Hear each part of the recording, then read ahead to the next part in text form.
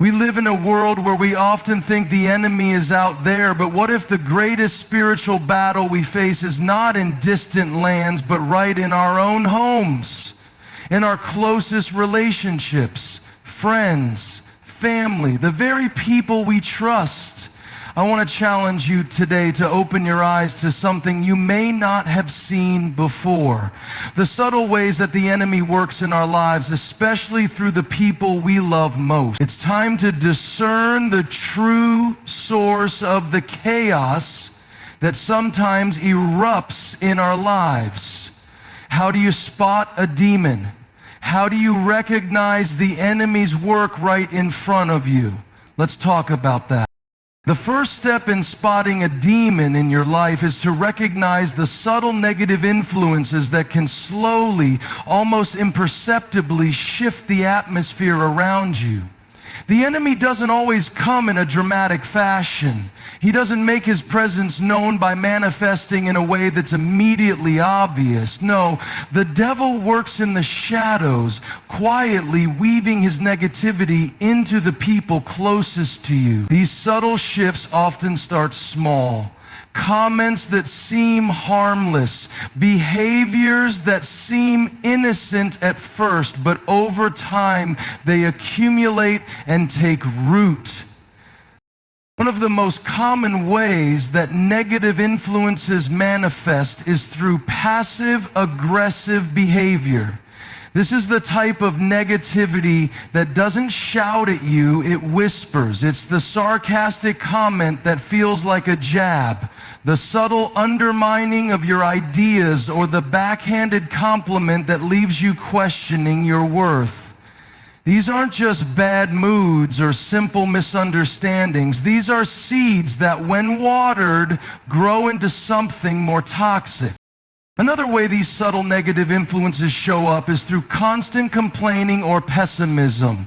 Maybe you have a friend or family member who always seems to focus on what's wrong with everything: the world, their job, their relationships, and even their own life. They never seem to be able to see the good in anything. This constant focus on negativity, though disguised as venting or honesty, has a way of infecting everyone around them. Soon you begin to feel weighed down, discouraged, or even cynical about the world around you.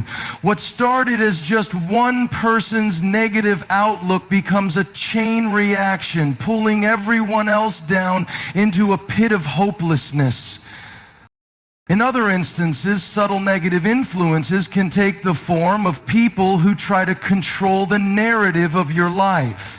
They may not do it overtly, but through constant suggestions, subtle manipulations, or guilt trips, they begin to guide your decisions, thoughts, and actions in a direction that serves their own needs rather than yours. They don't come out and tell you what to do directly, but you start to feel as though you are no longer thinking for yourself. You're making decisions based on their expectations and not your own beliefs or desires. These subtle influences often fly under the radar, which makes them difficult to identify, but when you take a step back and evaluate the people in your life, you'll start to see how certain behaviors start to creep in and shape your thoughts. The key here is to be vigilant. Pay attention to how you feel when you're around certain individuals. Are you left feeling drained, discouraged, dismissed? That's a clue that something spiritual might be at play. The enemy loves to operate in the subtle, unnoticed spaces, because as long as we're unaware, he can continue his work unnoticed. It's only when we open our eyes to these subtle changes that we can take authority over them. When it comes to spotting a demon in your life, manipulation and control are two of the most insidious tools the enemy uses. These aren't always the obvious signs of conflict or aggression. Manipulation and control often work behind the scenes, pulling the strings of our emotions and decisions.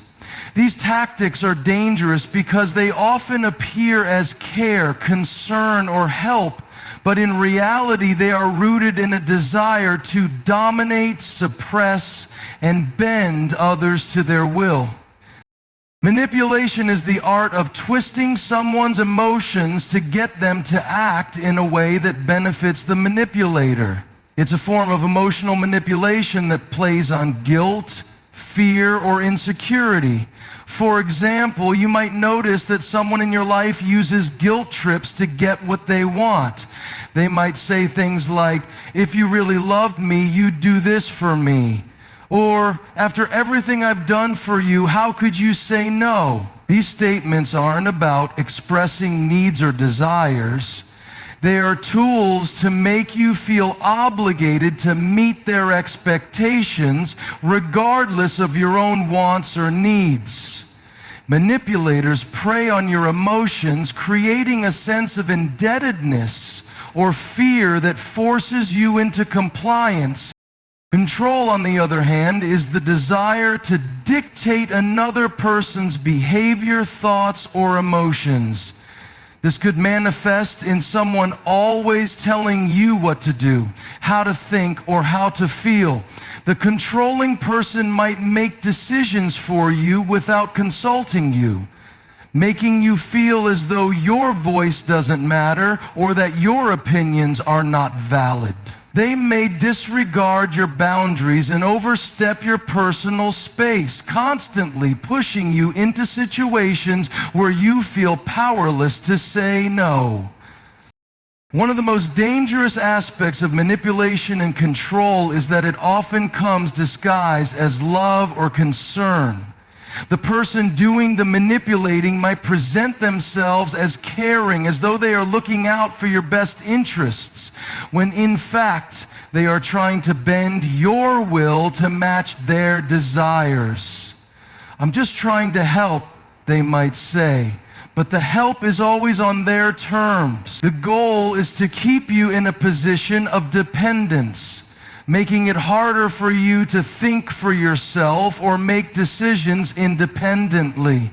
Over time, you may begin to doubt your own judgment as the lines between genuine support and manipulation become blurred. Another common tactic of manipulation and control is the use of fear. The manipulator might subtly threaten the consequences of not complying with their demands, whether it's the threat of emotional withdrawal, rejection, or even a full-scale confrontation. This constant cycle of fear keeps you off balance, always wondering what will happen if you don't meet their expectation. Fear, guilt, and shame are the weapons that keep you trapped in this toxic cycle, leaving you with little room to breathe or assert your own independence. This is especially dangerous when manipulation and control are exercised by someone who is supposed to love and protect you, like a parent, spouse, or close friend. The people who should be your source of refuge and support instead turn into a source of emotional turmoil and confusion. They gaslight you into questioning your own sense of reality, making you feel like you're overreacting, being unreasonable, or just not measuring up to their standards. The manipulation becomes a daily part of your reality, so much so that you begin to wonder if you can ever trust your own instincts again. In relationships where manipulation and control are at play, there is often a deep sense of isolation. The manipulator works to cut you off from other sources of support, whether that be your friends, family, or even your own sense of self. By doing this, they ensure that you feel like they are your only option, the only person who truly understands you. The more isolated you become, the harder it is to recognize the toxic patterns of behavior, because the manipulator has successfully surrounded you in a bubble where their influence is the only one you hear. And then there's the tactic of playing the victim. Manipulators often present themselves as the one who is always suffering, always misunderstood, or always the one who's wronged. By portraying themselves as a victim, they shift the focus off their harmful behavior and place it on your perceived mistreatment of them. This emotional manipulation causes you to feel sympathy or guilt, forcing you into a cycle where you're constantly trying to appease them, even at the cost of your own peace of mind. One of the clearest signs of a demonic influence in your life is the constant presence of negative energy or disruption. This isn't about just having a bad day or experiencing an occasional conflict. We're talking about a persistent, heavy atmosphere that seems to follow you wherever you go, especially when certain individuals are present. Negative energy is subtle, but its effects are powerful. It wears you down, drains your spirit, and clouds your mind. It's that nagging sense of anxiety, frustration, or unease that lingers after spending time with specific people or in particular situations, and it often leaves you questioning, why do I feel so unsettled? The truth is, negative energy isn't just a matter of someone's personality or a disagreement. It's a deeper spiritual force at work, a disruptive influence that seeks to steal your peace, steal your joy, and sow discord in your life. Negative energy often manifests as tension in the room, a heaviness that you can almost feel like the air has become thicker, harder to breathe. You might notice your mood changing too without any clear reason. Suddenly you feel more anxious, irritated, or defensive. This disruption isn't just in your thoughts, it affects your emotions and even your physical body. It's as if your entire being is out of sync with the environment around you. This type of energy is contagious. It spreads through interactions and can leave an imprint on your soul long after the person has left your presence. Have you ever walked into a room and immediately felt on edge, even before anyone spoke to you? Or spent time with someone and left feeling emotionally drained, as though every ounce of energy had been sucked out of you? That's the work of negative energy. It feeds off unresolved conflict, unspoken tension, or even unresolved trauma. It thrives in the cracks of your emotional armor and chips away at your strength. When negative energy is at play, it disrupts your sense of peace and balance. It's like trying to drive a car with the brakes on. Everything feels slow, heavy, and harder than it should be. Your thoughts become clouded and you may struggle to focus or maintain a sense of calm. This is one of the primary ways that the enemy works to distract and derail you. If you are constantly in an environment where negative energy thrives, you might find that your faith starts to weaken, your joy diminishes, and your purpose becomes harder to discern. The disruption isn't just external, it begins to seep into your internal world. This type of negative energy also leads to confusion. It's often difficult to think clearly in the presence of constant emotional turmoil. Your mind races with questions, doubts, and insecurities that weren't there before. You start second-guessing yourself and others, unable to find stability. It feels like you're walking through a fog, unable to see clearly ahead. And this cloudiness takes away your ability to discern right from wrong, truth from lies. The more you're exposed to this negative energy, the more it distorts your sense of reality, making it harder for you to discern the truth of any given situation.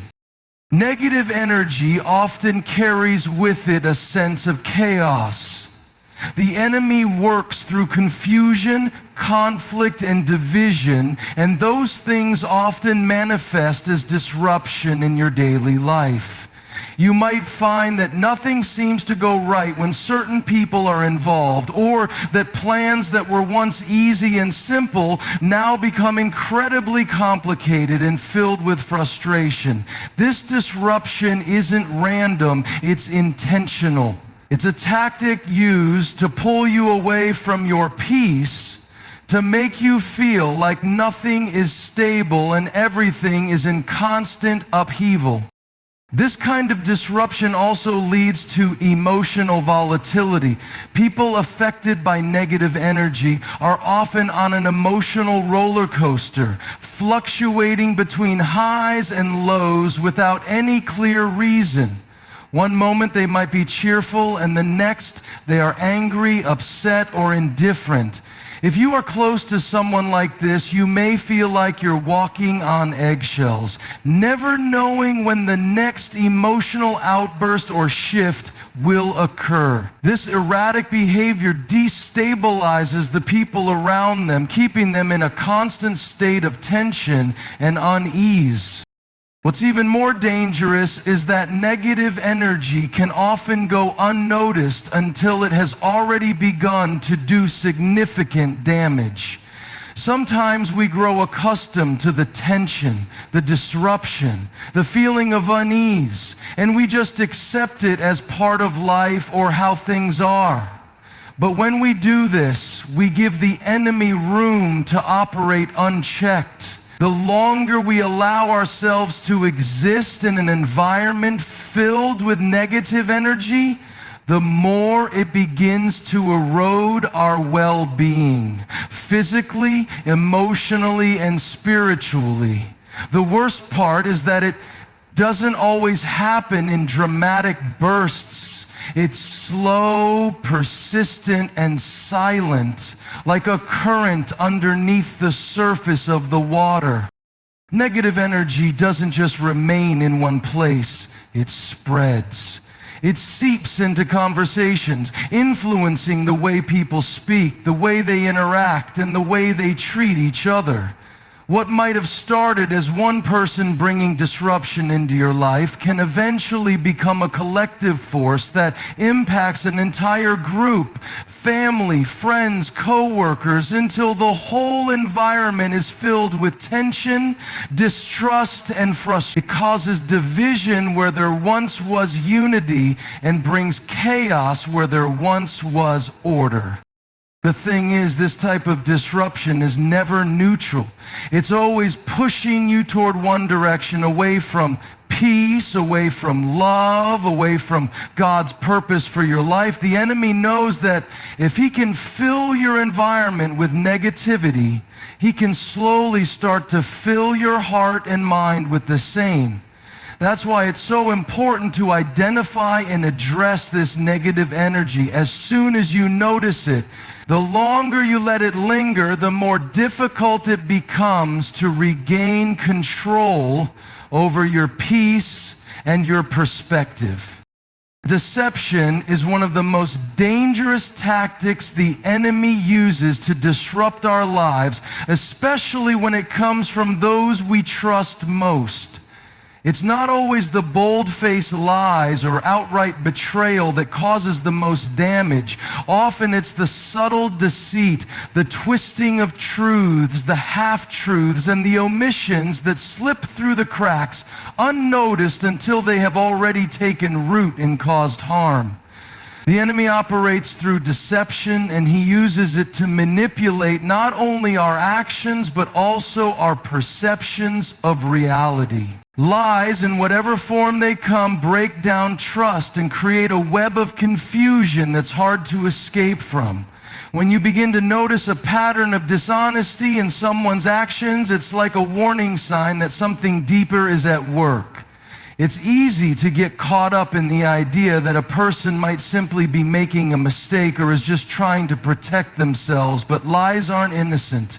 They serve a purpose. They keep you from seeing the truth. They keep you blind to the reality of a situation, and they slowly begin to erode your peace. The more we allow lies to remain unchecked, the more we open ourselves to being led astray.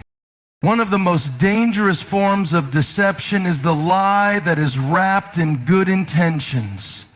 This is the lie that someone tells you, claiming that it's for your own good, even though the truth is far different.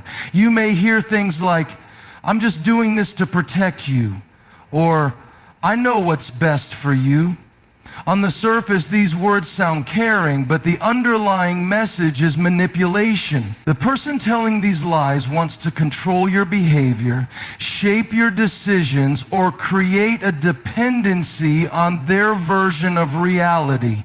This is the kind of deception that often goes unnoticed because it plays on your trust and affection for that person, making you question your own judgment. Deceptive actions are another sign of something deeper at work. This isn't just about someone telling an occasional lie. It's about a pattern of deceit, a habit of hiding the truth, or intentionally misdirecting people to avoid accountability.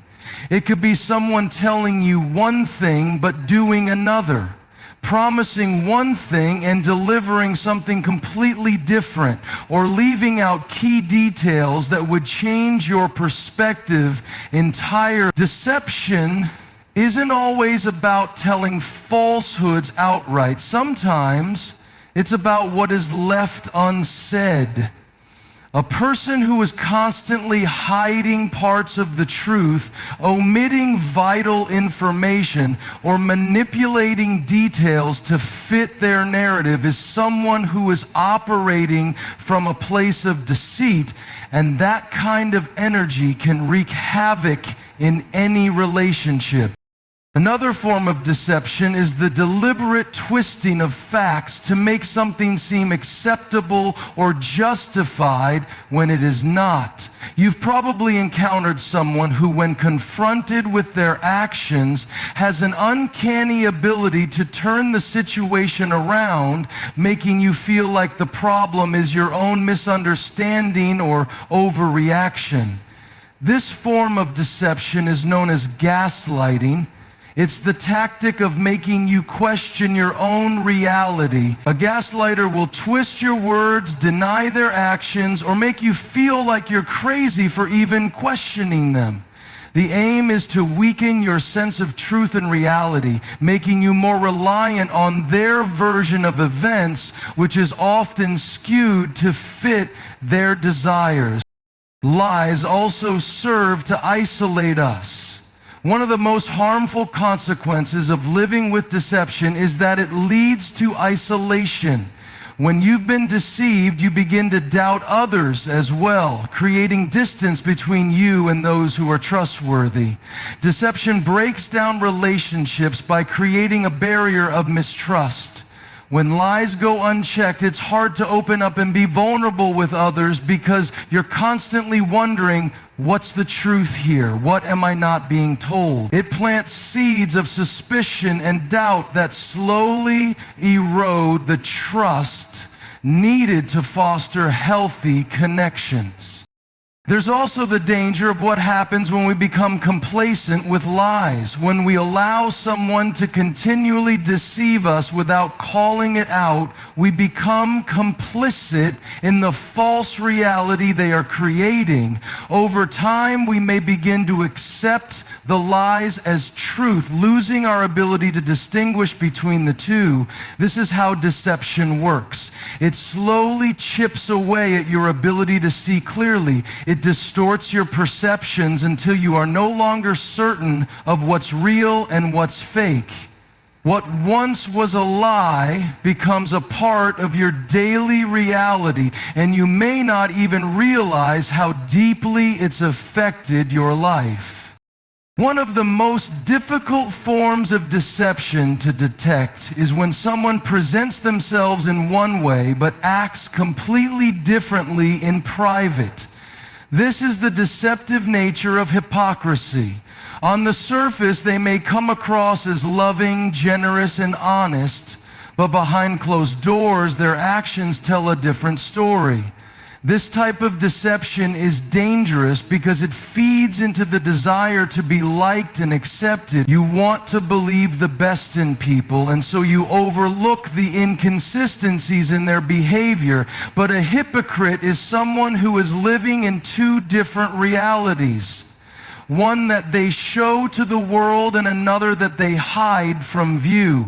Their actions betray their true intentions, and the longer this pattern is allowed to continue, the more destructive it becomes.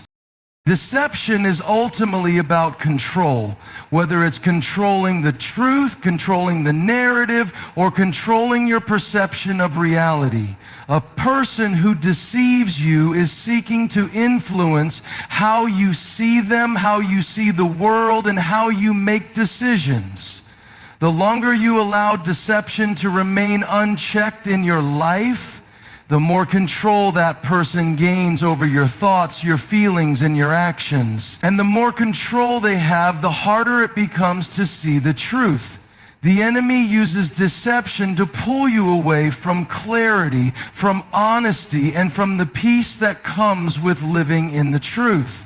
It's only when we open our eyes to the lies around us that we can begin to break free from their grip.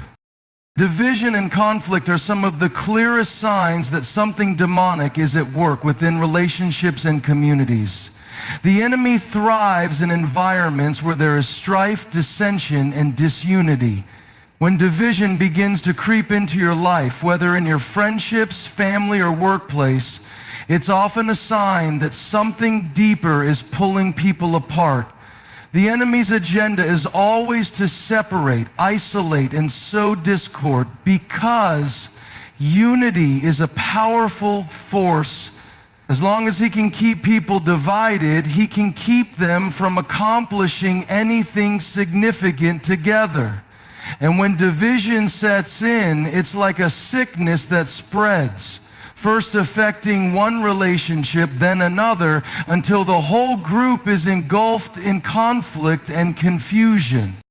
Division often begins with small misunderstandings, but over time it escalates.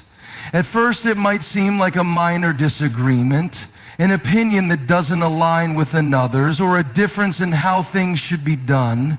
These small conflicts, while normal in any relationship, can easily turn into larger rifts when they're not addressed.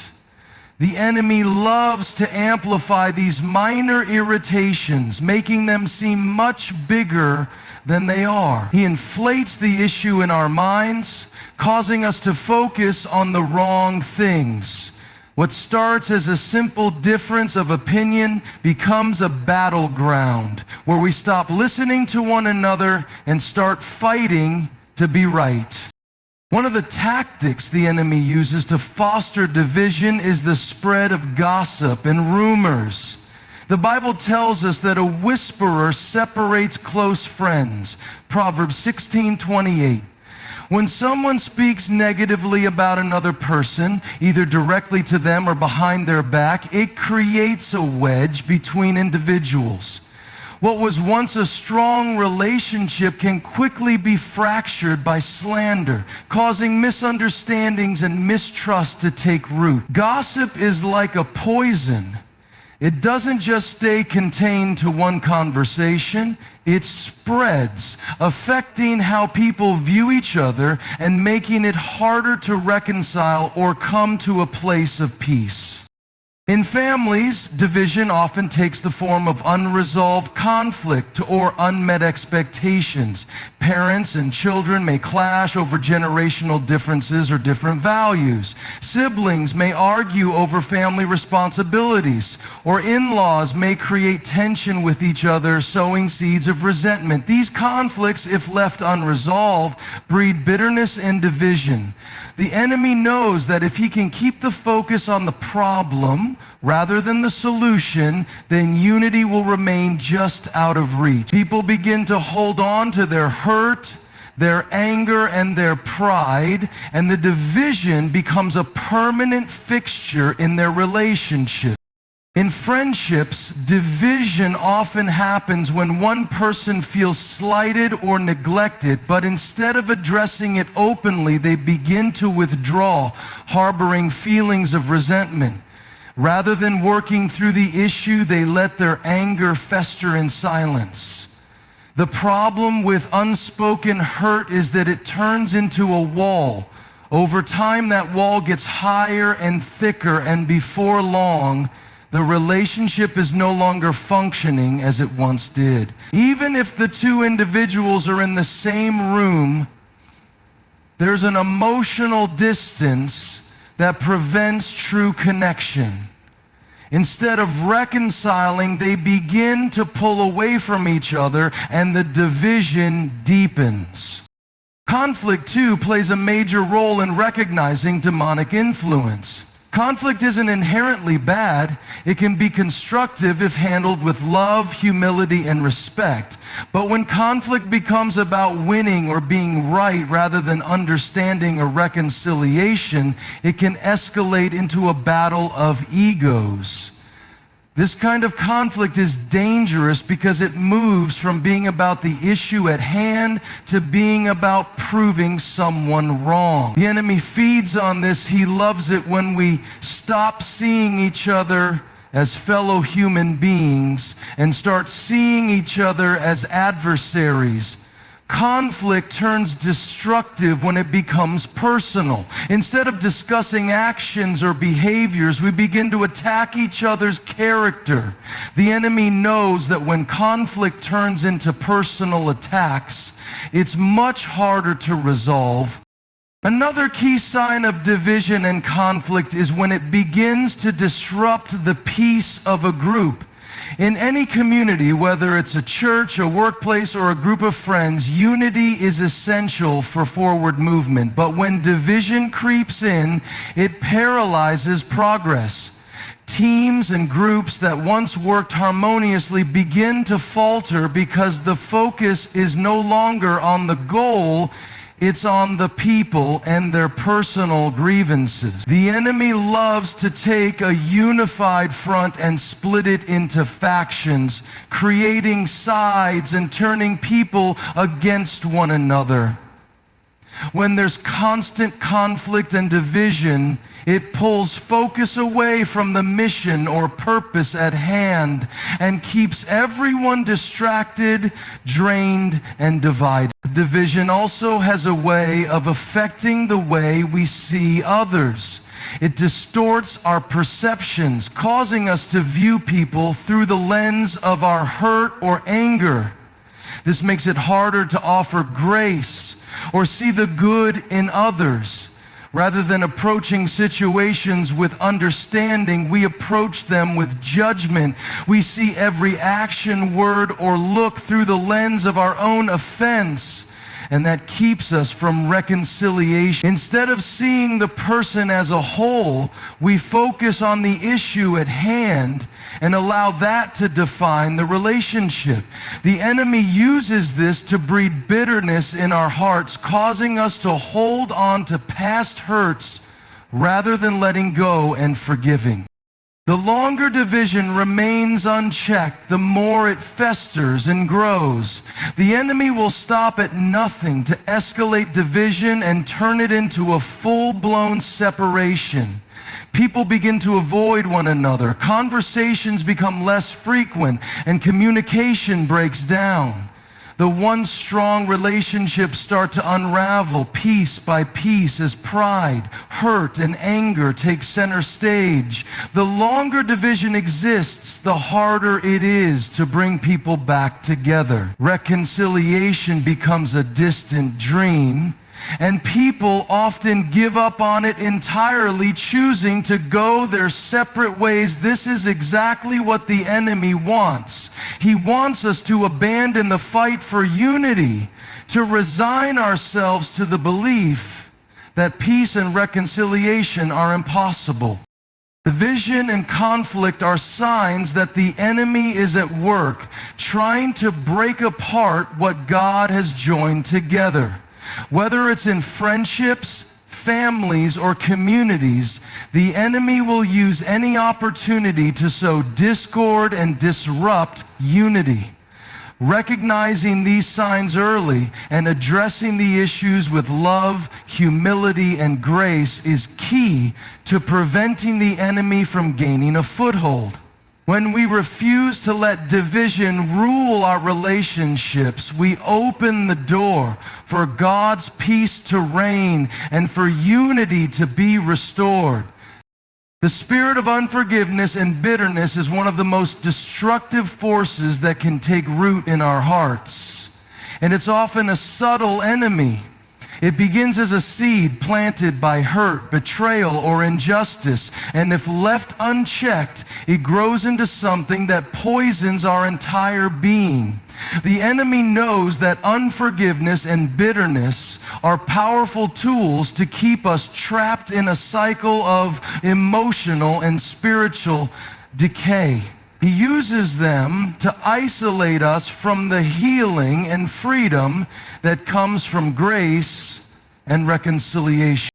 Unforgiveness begins when we hold on to an offense, whether it's something someone did to us or something we feel we didn't deserve. The sting of that offense, if not dealt with, creates a wound that festers.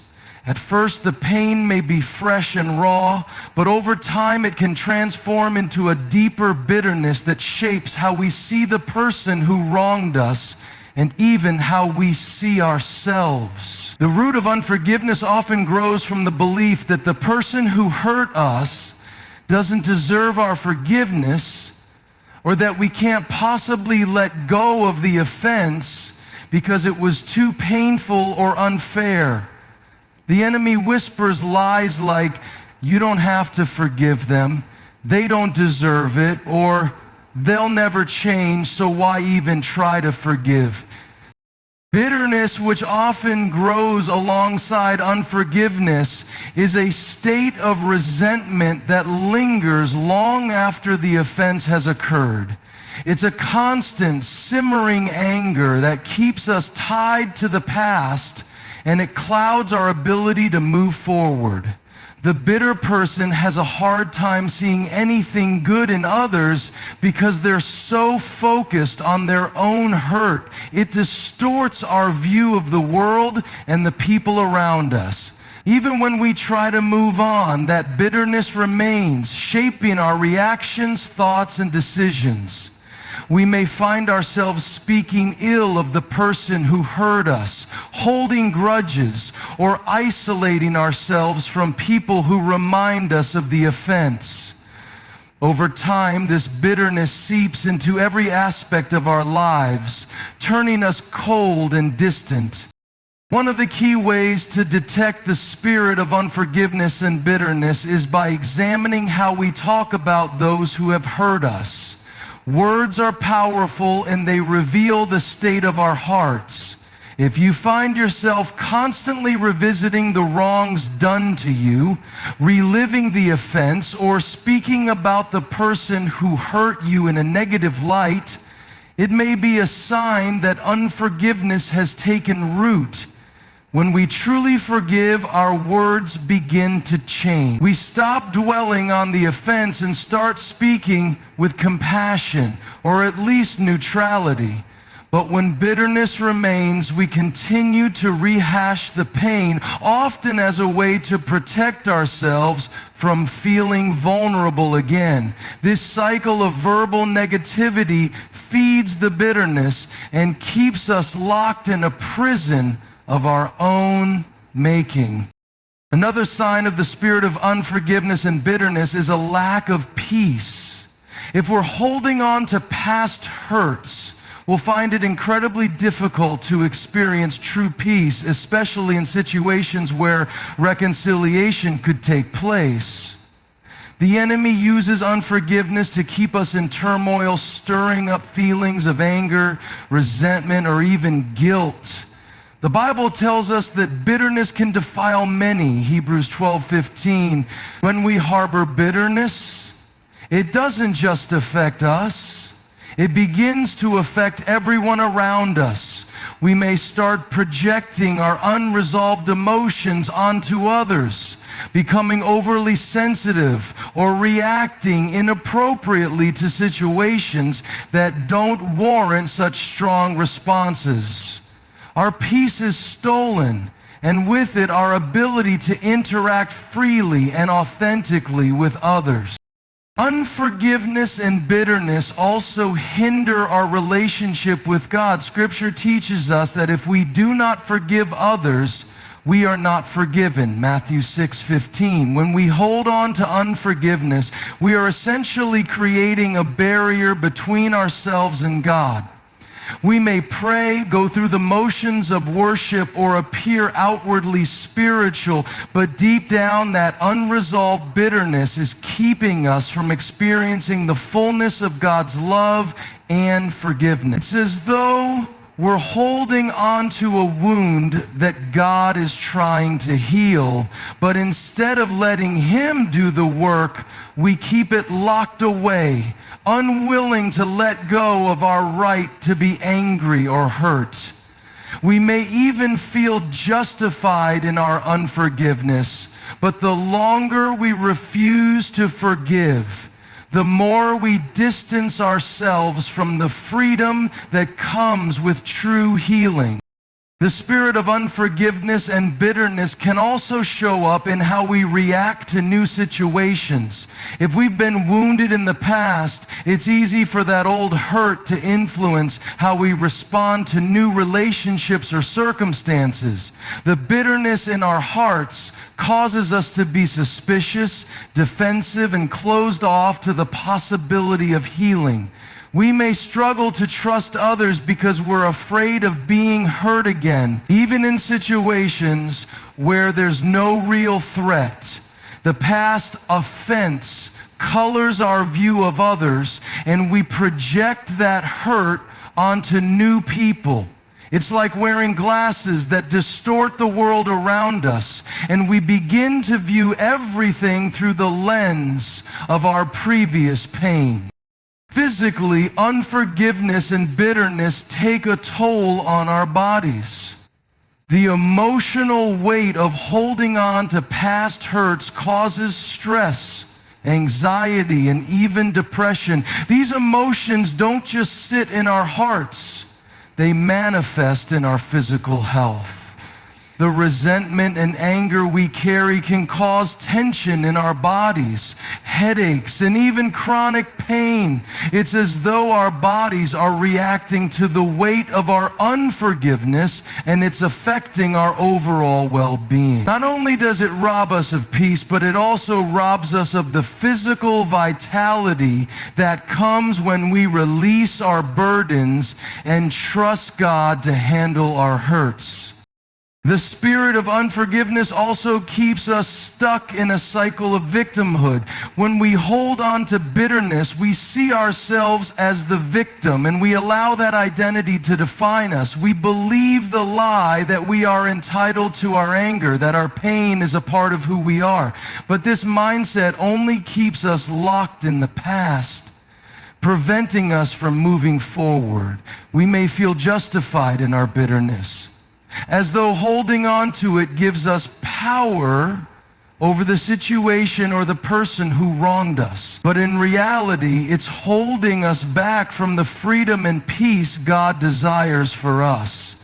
Holding on to the past only keeps us trapped in it, unable to experience the joy of living in the present and embracing the future God has for us. Ultimately, the spirit of unforgiveness and bitterness robs us of our joy, our peace, and our freedom. It's a silent killer creeping into our hearts and taking hold of our emotions until we no longer recognize the damage it has done. When we refuse to forgive, we give the enemy a foothold in our lives, allowing him to plant seeds of anger, resentment, and isolation. Only when we choose to release our grudges and choose forgiveness can we break free from the grip of bitterness and step into the healing God has for us. In recognizing the various ways the enemy works through our relationships, we must remain vigilant to signs of negativity, division, manipulation, deception, and unforgiveness.